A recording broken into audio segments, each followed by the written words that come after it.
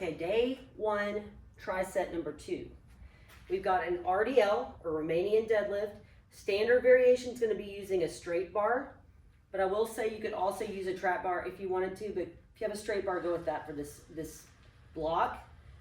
Another option is going to be using a pair of dumbbells or kettlebells. So moving forward, just know that on most exercises, dumbbells and kettlebells are interchangeable. There are obviously some differences with the shape of the implement, but if you only have dumbbells to work with, most kettlebell movements, we can replicate that with a dumbbell, okay? So we got RDLs, we've got a dip variation, and I've got some progression and regression with that because I know most people are probably not going to be able to have dips mastered yet, so I've got plenty of options for that. And then the third option is going to be, third exercise is going to be a band pivot rotation. So on the RDL with a barbell, we're going to take a shoulder width, just outside shoulder width grip on the bar, walk it back from the rack a little bit. We want the feet to be hip width apart. Main important thing on this guy is that we want to keep the bar as close to your body as possible the entire time. We don't want to be reaching out and letting the weight get in front of you. If you do that, you're going to probably feel it in your low back, and then that way that should tell you something's off, what can I do to fix it? So if you push back against the bar with your arms to keep it tight, you're going to feel your lats engage, which roughly like sides of your torso, armpit area. And that's going to be important because we want to keep that engaged to keep the torso in a nice plank the entire time too. So we're going to push the hips back to the wall behind me. I'm going to reach my butt back and descend into a hinge. We're going to end up at roughly mid-shin level. If I try to go further, then I have to round my back, and we don't want to do that. So that's not the goal. Chest stays out, shoulders back. Push through the floor, stand back tall. Feeling hamstring stretch. Standing tall. I'm not coming back and going here, okay? We want to maintain a plank through the torso the entire time. So if you think push down through the floor and stand tall versus lean back, it's going to change the game in a positive way. So that's the RDL.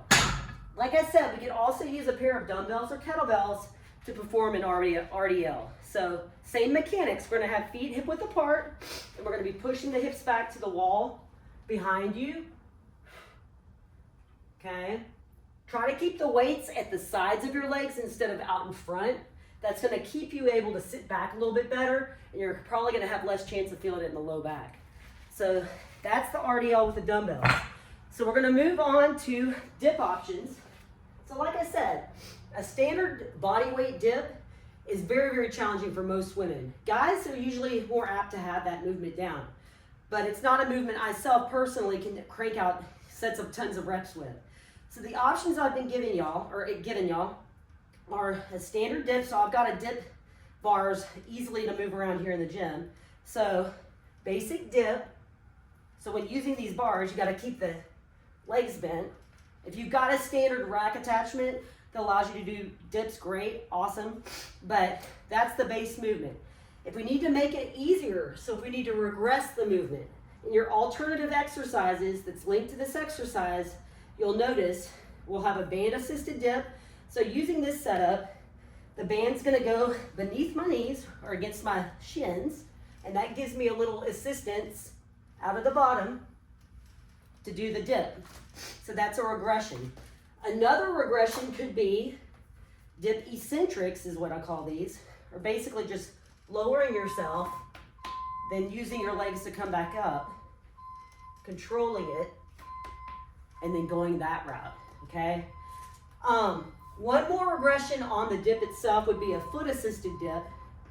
So you would just keep the balls of your feet right there. If you've got a different setup, you can rig it a different way too, but just using those legs to be able to kind of push you up out of the dip and assist the upper body with that dip movement.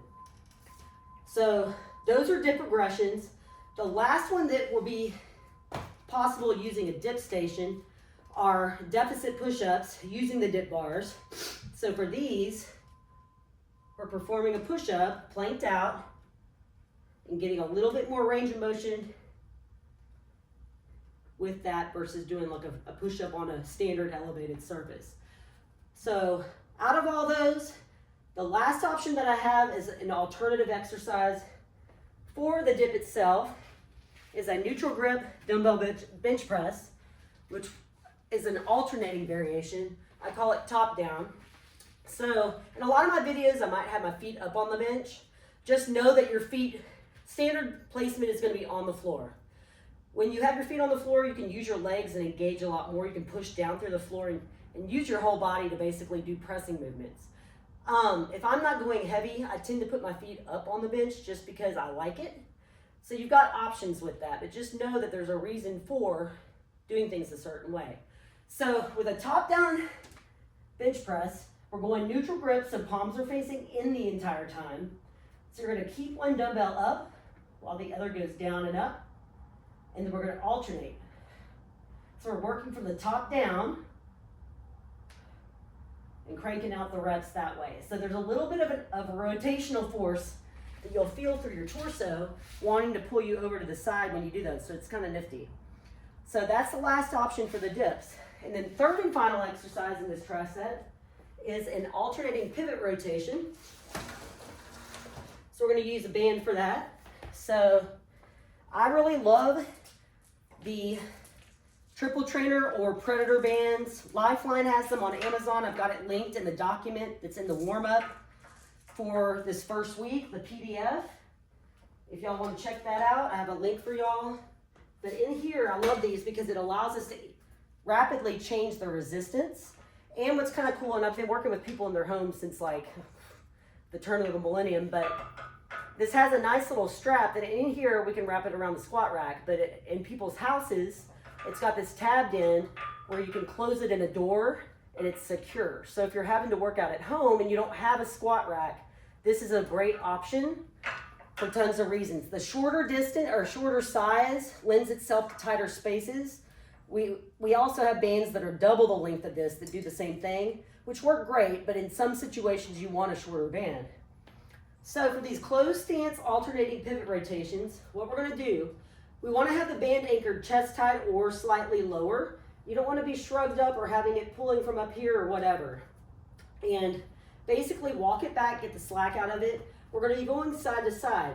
So very important, everything's going to be moving together as a unit to bring yourself to perpendicular, and then you're going to bring yourself around and go to the other side. So we're going to alternate pivoting the opposite foot than where your arms are going.